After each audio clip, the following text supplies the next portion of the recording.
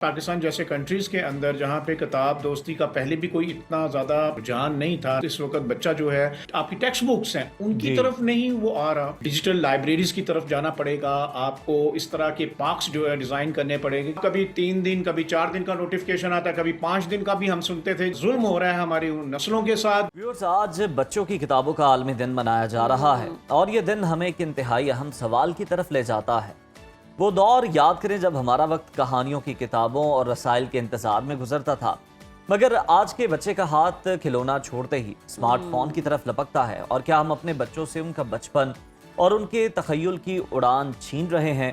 یہ سوال قابل غور۔ بالکل ٹھیک، اور تحقیق بتاتی ہے کہ جو بچے بچپن سے کتابیں پڑھتے ہیں ان کا آئی کیو لیول اور فیصلہ سازی کی قوت دوسروں سے کہیں زیادہ بہتر ہوتی ہے۔ اور آج ہم اسی اہم مسئلے پر بات کریں گے کہ انٹرنیٹ کے اس تیز رفتار دور میں کتاب کی خوشبو اور اس کے جادو کو کیسے برقرار رکھا جا سکتا ہے۔ ہمارے ساتھ موجود ہیں صدر آل پاکستان پرائیویٹ اسکولز ایسوسی ایشن کاشف مرزا صاحب۔ ویلکم ٹو سنو پاکستان، بہت شکریہ آپ کے وقت کا۔ سب سے پہلے تو بطور ماہر تعلیم آپ بتائیے گا کہ گزشتہ 8-10 سالوں سے کتابیں پڑھنے کے رجحان میں کس حد تک کمی آئی ہے یا فرق محسوس کیا آپ؟ دیکھیں، کم از کم جو 10-15 سال کے درمیان یہ بڑا ایک افسوسناک ایک پہلو ہے انٹرنیشنل لیول پہ۔ پہلے تو ہمارے اس تھرڈ ورلڈ کنٹریز میں تو یہ پہلے ہی بہت کم تھا، لیکن جو ہماری جو ڈیولپ کنٹریز تھے وہاں یہ بڑا بہترین طریقے سے آپٹ کیا جاتا تھا، اور اب بھی کافی حد تک موجود ہے، لیکن وہاں پہ بھی واضح طور پہ ڈیجیٹل ایجوکیشن کی وجہ سے اور ڈیجیٹلائزیشن کی وجہ سے واضح کمی آئی ہے پوری دنیا کے اندر۔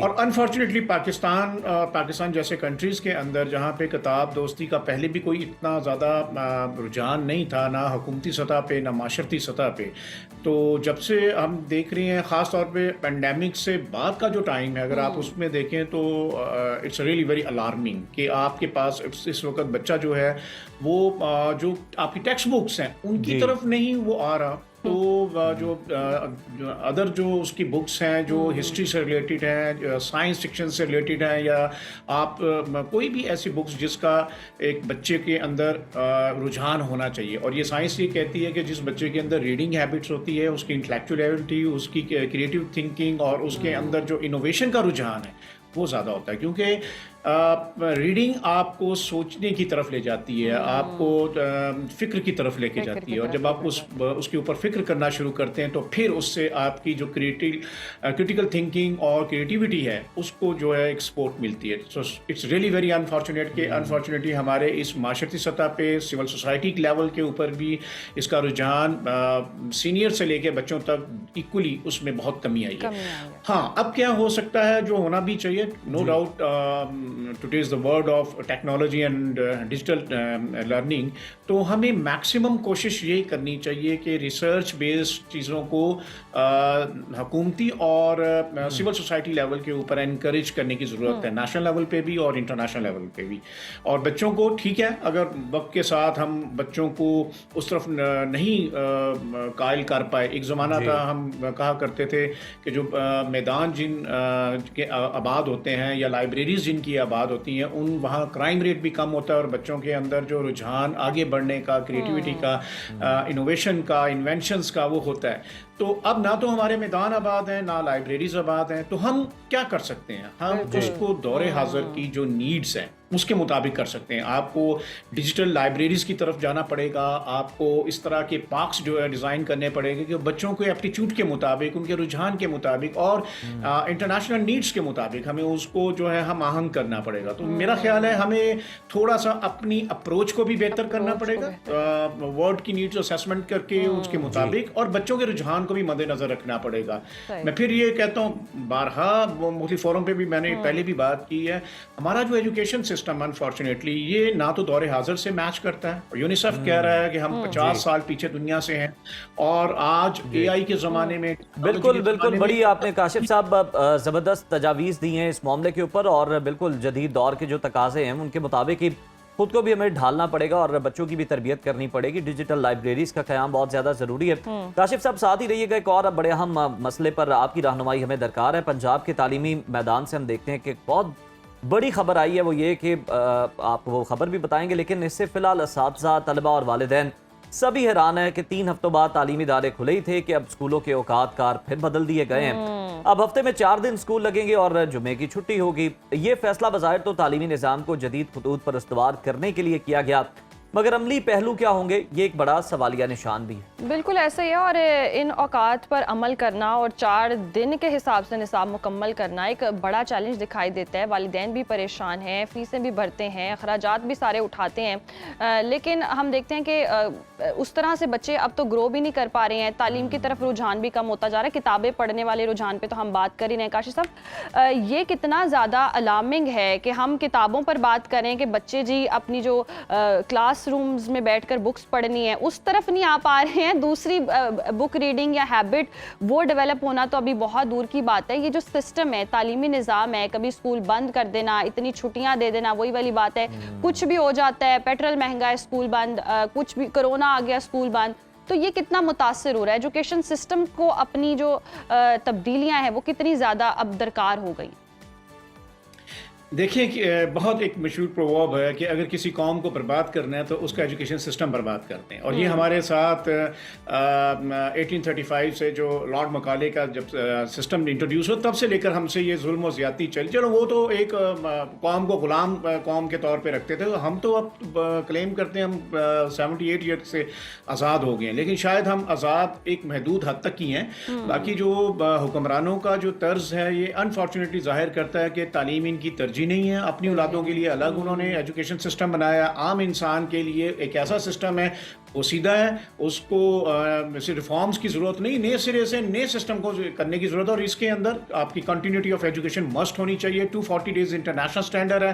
اور ہم کرتے کیا ہیں، ہمارے ہو کیا رہا ہے. اب تو پچھلے پینڈیمک ٹو آنورڈ اگر آپ دیکھ لیں بمشکل 110 اور 120 ڈیز ہے.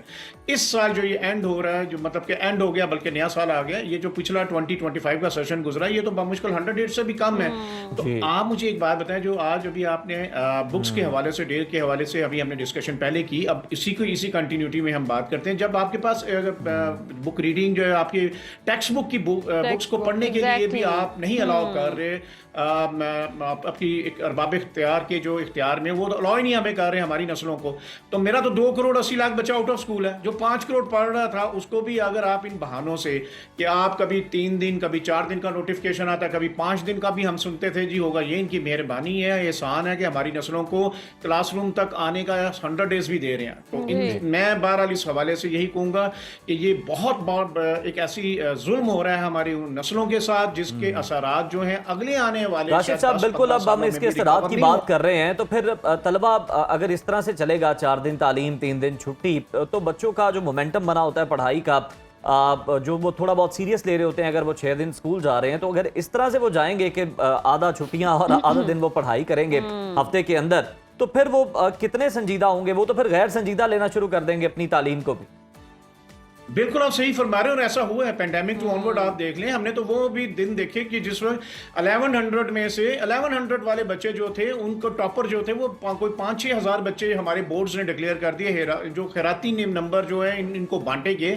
تو اس کا رزلٹ یہ ہے کہ اب بچہ جو ہے وہ ٹک ٹاک پہ جو رہنا زیادہ بہتر سمجھتا ہے ایز کمپیئر ٹو اس کو پڑھنے کے. وہ کیوں پڑھے گا جب آپ کو بچے کو پتا، یہ آپ نے ریئلائز کروا دیا نان سیریسنیس کی یہ انتہا کر دی ہے کہ اس نے نہیں بھی پڑھنا تو وہ اگلی کلاسز میں پرموٹ ہوگا، اچھے نمبروں کے ساتھ ہوگا، اس کے بورڈز میں بھی نمبر مل جائیں گے. تو وہ تو کبھی بھی اب اس رجحان کی طرف نہیں آئے گا. پھر آپ نے ایک ایجوکیشن سسٹم وہ دیا ہے کہ نمبر گیم کا وہ سسٹم ہے. ہمارے ہر سال اگر آپ ریکارڈ پچھلے 5-7 سال کے خاص طور پہ اٹھائیں، ہر 20 بچے جو ہیں خودکشیاں کر رہی ہیں. تو اس کا کیا مطلب ہے؟ اس کا مطلب ہم نے نسلوں کے لیے آگے بڑھنے کے راستے بند کر اور قوم کو. کاشف صاحب نسلوں کا تو یہ چلے نقصان ہے ہی ہے، آپ لوگ اپنی بھی ذرا مشکلات کا ذکر کر دیں کہ آپ لوگوں کے لیے کتنا بڑا چیلنج ہے کہ 4 دن کے اندر اگر ہفتے میں کلاسز ہو رہی ہیں تو آپ نے جو پورا سلیبس ہے اس کو بھی کور کروانا ہے، بچے کو پڑھانا بھی ہے، پھر ایگزام بھی لینا ہے. آپ لوگوں کے لیے کتنا چیلنجنگ ہے؟